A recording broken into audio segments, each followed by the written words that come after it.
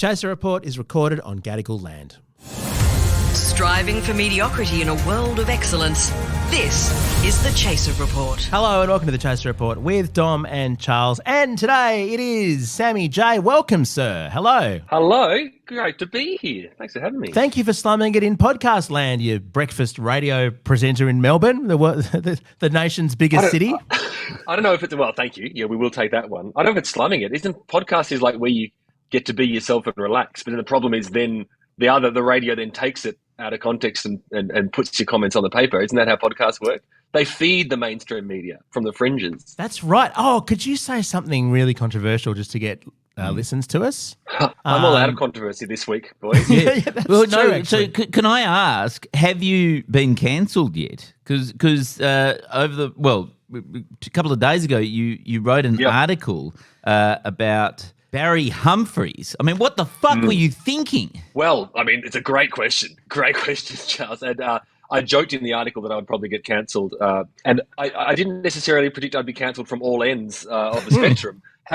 However, the article was my attempt at nuance and balance, so I suppose that's what happened. Yeah, So didn't you actually use I should have gone shock jock in one direction. Didn't you use the phrase "thread the needle," which is the thing that is literally impossible to do? The article did thread the needle of paying respect to Barry while also explaining why the Comedy Festival changed its the name of its award from the Barry Award. You explained that, threading the needle, but no one interpreted it in those terms whatsoever. And the great thing was on Twitter, now all the Elon Musk subscriber idiots, their comments are the only ones you see now. So every response to your article was from some idiot in America who loved guns and hates you. It's incredible, and I note that my followers haven't increased, so I guess they'll come and go. You know, it's not like they're coming to me to stay. But no, it started genuinely because Barry Humphries, as we all know, just died on. It was announced Saturday night. On Sunday, I did posted a little tribute. It's a photo of when I got to meet him 7 years ago at the Comedy Festival. He was there for the 30th anniversary, and knowing that he is not very popular with younger comedians for many different reasons, you know, and I know he's incredibly popular with the great majority of Australians, you know, and so I sort of just did a tribute. I said he's done amazing work, and I said his work's continued by other generations in different ways.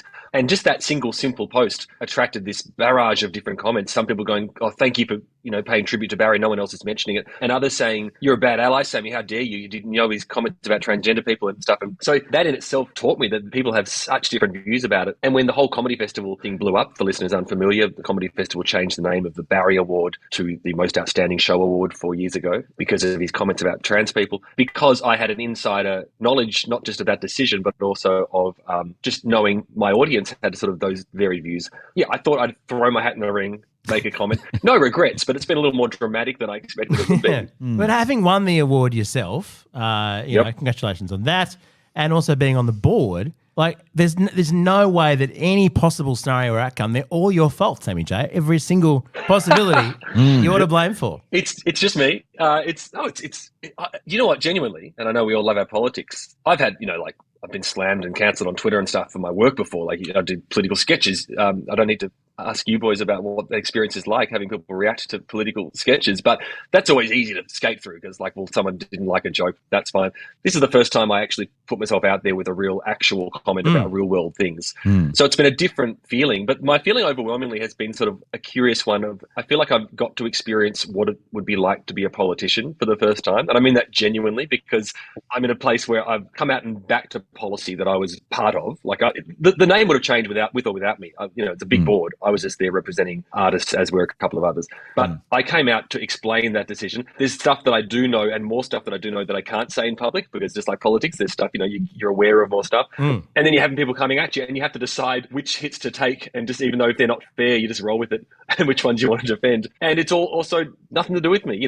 Barry Humphries died. That's sad. He's a legend of the game. He was flawed because we're all flawed. That's not a shock either. And he was an old man who had some kind of outdated views. But it's been a whirlwind of experience in that sense. It's weird, isn't it? Because you have to, as humans, accept that contradictory things can be true. Barry Humphries can be an absolutely brilliant, hilarious comedian. I look back at some of his interviews. They're incredible. He was so good off the cuff. And his comments were absolutely appalling. And it's possible for a human to contain both of those things in a life, right? I'd say that it's impossible for any of us not to have those contradictions, and so it's like you're absolutely right. And that was the article that I wrote. For the Age was an attempt to sort of put both those views forward. But also, his satire relied on playing with those contradictions in humanity. Like that was his life's work, was a sort of contradiction between. Yeah, well, it's tricky because there were some comments he got kind of cancelled for in America, where he was just horrible, saying some horrible things about sort of Spanish speakers, but that was clearly in character and meant to be, I this is like a whole. We need like I'm sorry to jump in, but we need a Sammy J character here. I was going to say we need a joke interpreter is what we need with you being a character. Well, but the trans stuff was him speaking personally, I presume. That's the thing, and that was the whole, because I will defend people's right to make jokes about whatever the fuck they want for the rest of my life. Like that is, it's not an area, people and be it on their own head if they misjudge the room and they lose an audience for it. That's fine. It's free speech. This was a situation where it was comments that genuinely, when I first read them, I was like, well, surely if he was in character, it would have been a bit gross. I would have liked it, but it wouldn't have been this. This was one where, as far as everyone could tell, he was properly as himself, saying this stuff that really upset a whole segment of the comedy festival artists, the audiences who make up the festival. And that's the point I made in the article. It's like, I don't subscribe to the idea that changing the award was cancelling Barry. That's my thing. I don't think Barry Humphries should be cancelled. I think he should be lauded for his work. But also, there was a situation where a whole lot of artists were simply going to boycott the awards, not turn up. And that's dealing with the current modern festival, not member of a past generation. So, Barry, he was a provocateur. He knew he liked causing trouble. He made those comments. Heaps of time passed. He could have clarified. He didn't. So it was just like that was a natural result of that. I don't think it's any more or less than that. I mean, it just makes me think, in the end of the day, Sammy, why do you hate Barry Humphries and why do you hate emerging comedians who just want to find a safe space?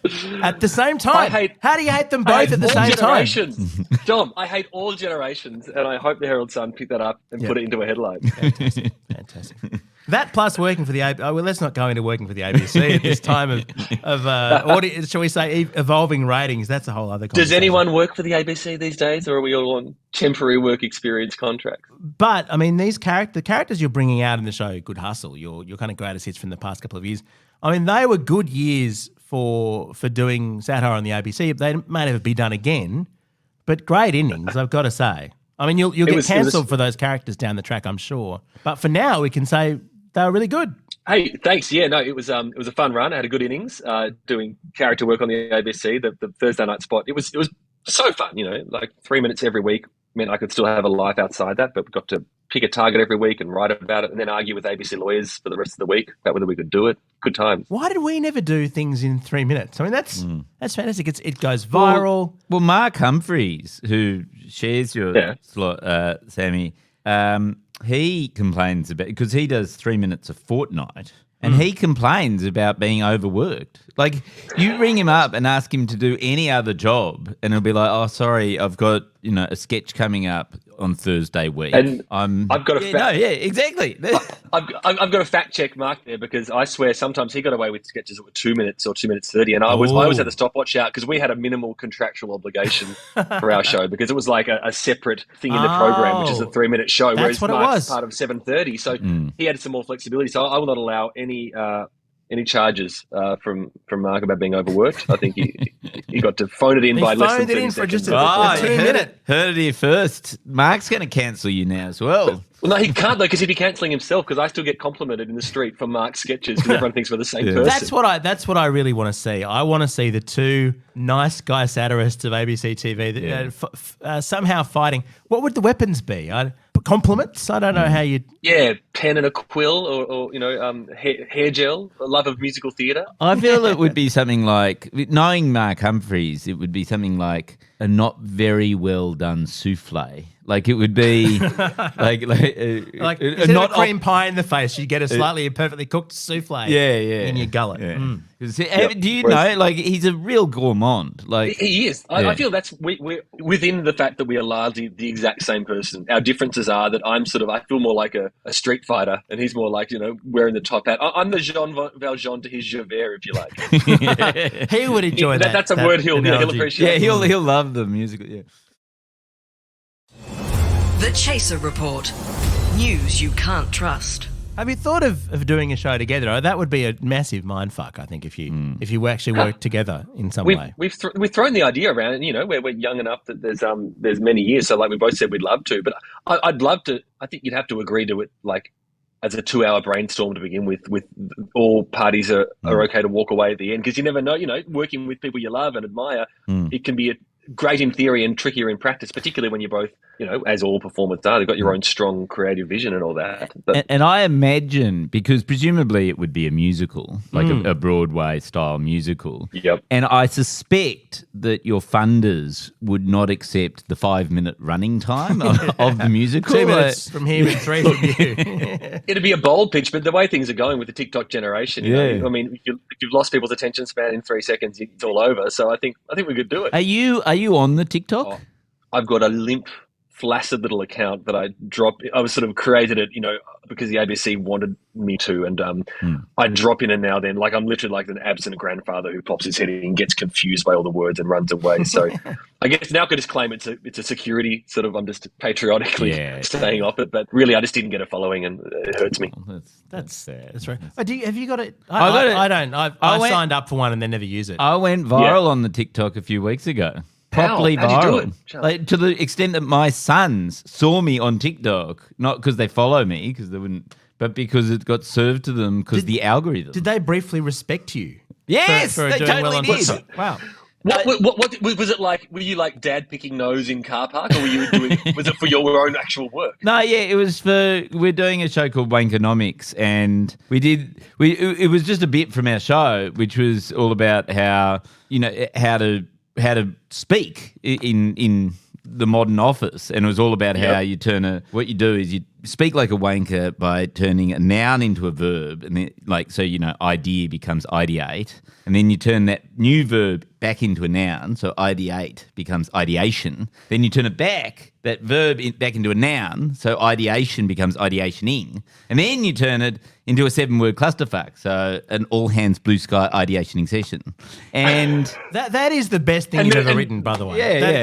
Because it is. So I've heard every step of that from idiots that I know in the corporate world. Yeah, wow. But it's also true. It's true. That's how it works. Well, and now you're an influencer. Now you can let go of this podcast business and just start cashing in. He's an ideationer, is what he is. That's right, exactly. So, Sammy, you're burning off the characters. Good Hustle's touring. Yeah. It's a long list of dates. I'll read through them. Sydney, 5 and 6 of May. Newcastle, 11th. Brisbane, 12th, 13th. Perth, 19th. Adelaide, 20th. Canberra, 26th of May. And Hobart, 27th of May. You're going everywhere. Are you doing a Barry Humphries, ironically? Yes. And retiring the characters only to unretire them the year later because you don't have anything better? I mean, that's what he did with Edna, isn't it? I mean, John Farnham's the reference I'd use in this week, but time will tell, of course. No, this genuinely is 5 years of doing sketches every week. It was so much fun, but it got to the point where it was less fun because the characters, the government coach is one of my characters. I got to gate crash Parliament when Malcolm Turnbull was being knifed by Scott Morrison. I was standing at the gates of Yarralumla when Scott Morrison was calling the election. Heaps of fun, but it was meant to be one sketch. It was one joke 5 years ago. It went on. It was fun, but I just had a genuine creative sense that if I don't kill these characters off, get them all on their knees and put a bullet in their head, I won't do new stuff. And that's a sort of lame, sincere, artistic answer, but it's true. I want to push myself out there and see what comes next. Maybe nothing. Maybe I've peaked. Maybe I'm cancelled forever. But I thought doing a tour and calling it a goodbye tour is the best way of forcing myself to commit. While knowing that the cliche is that you just bring them back anyway. Well, I mean, if the people demand it. Because a lot of I guess particularly during the lockdown, we all enjoyed the Hook Turnistan Melbourne stuff. How's it travelling? How's the city coping now that it's number one? I mean, do people still either ridiculously love or ridiculously hate Dan Andrews? Is that still a thing? Have people calmed down? Great question. So Dan's romped at home in the election last year. So in that sense, the Murdoch press, as is becoming more and more apparent, has less power than they think. Because it's weird, isn't it? It was a huge win. But they haven't even cancelled you for the horrible things you said about Barry Humphries. You should be ashamed of yourself. No, I'm the new Dan Andrews.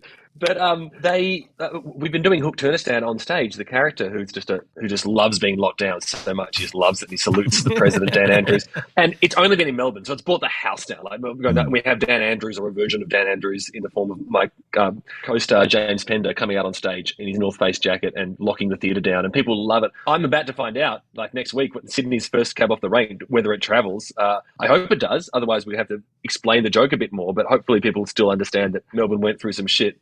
I think the North Face. You might need a Gladys reference in there, maybe. Anyone who's ever bumped into anyone from Victoria does actually know about the lockdown, because it's been explained to them for hours and hours and hours. You don't understand what we went through. You don't understand. I know you then had a lockdown, but you don't understand. You don't understand what it's like to have to talk to people who've been through it. And the North You need to Face be locked jacket. down just to stay away from Melbourne. That was weird, the North Face jacket thing. Like that.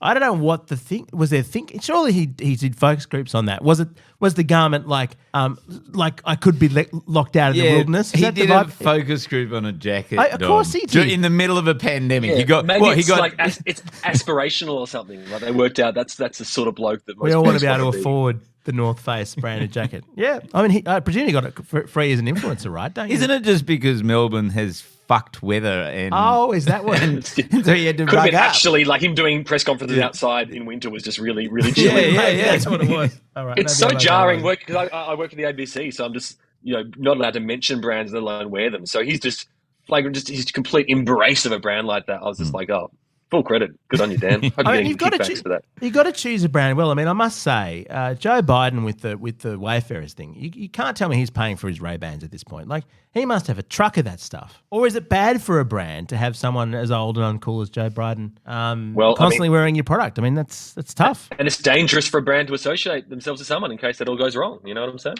Maybe that's what we should do is we should start wearing brands. Yes. And get them to pay us to stop wearing those brands. That's a very good idea. Yeah. I was quite shocked. Tim Minchin, who I'm a big fan of, he just asked on Instagram, can I just get some pink Doc Martens? He really wanted pink Doc Martens. And they rushed them to him within 6 hours. Oh, wow. And I just sort of thought, Yes. that's beneath you, Tim Minchin, isn't it? Just I a little saw bit? that, and it was such a flex, such a boss move. Yeah. Like 6 hours later, here they are, they're here. But I mean, flaunt it if you got it, Have you ever? I mean, I know you work for the ABC at the moment, but if you were to leave the ABC, would you start doing that sort of thing? Do you think you've got the juice at this point? My first time filling in for ABC 4 years ago, before I started working the breakfast shift, I was just filling in, and because I had no idea really about the ABC's editorial policies, I wrote some poem about a thermos. It was a cold day, and I had like a thermos with me, like with coffee or something in it. I didn't even realize thermos is a brand. I thought it was just a thing, but no, thermos is an actual brand.